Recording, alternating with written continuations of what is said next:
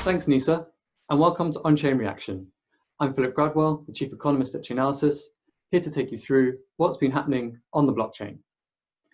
Well, this week, the Bitcoin price, it peaked at $9,750, but it's typically been less than $9,500 this week, which is below the 30-day average.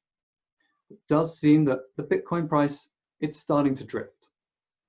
And we see that if we look at the Bitcoin inflows to exchanges. They didn't respond to that jump in the price. It's been pretty flat, and they're at just 53,500 Bitcoin per day on average this week, which is lower than we've seen in the last 180 days. There's also a sense of drift when we look at Bitcoin trade intensity.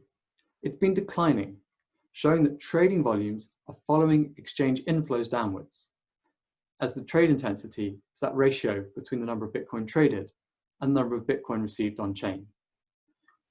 Like exchange inflows, this metric is at its lowest level in the last 180 days. What has been growing has been the number of Bitcoin on exchanges. There was a very large outflow on the 18th. We think that could be an internal transfer, or it was an individual withdrawing a very large amount of Bitcoin. But if we exclude that, then overall, the balances of Bitcoin on exchanges have been growing. We've also got a new metric to look at exchange inflows of Bitcoin. Here, we're looking at the origin and destination of all of the Bitcoin flowing on the network in the last 7 days. That Bitcoin, we say it's flowing between in transit if it's actually moving from an unknown address.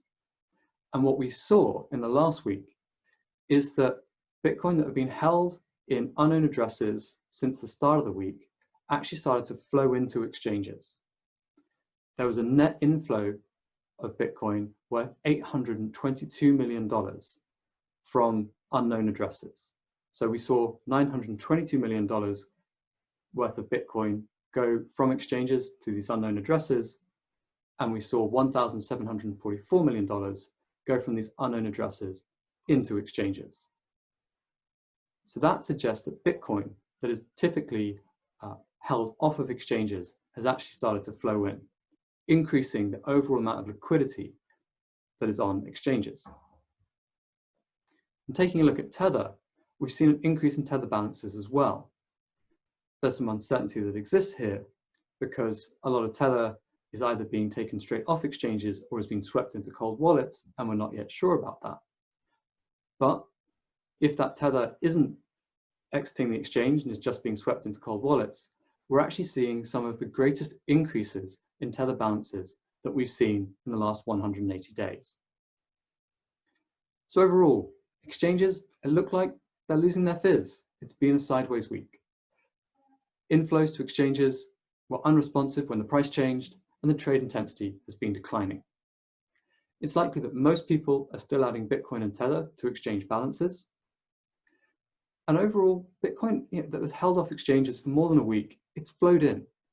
And that suggests that new liquidity is being added over and above the usual flow of Bitcoin that just passes between exchanges. So it looks like the markets are a little bit weak. There's a lot of Bitcoin and Tether being held on exchanges. Some of that from people who've typically been holding on to that Bitcoin and now might be sending it to exchanges to sell.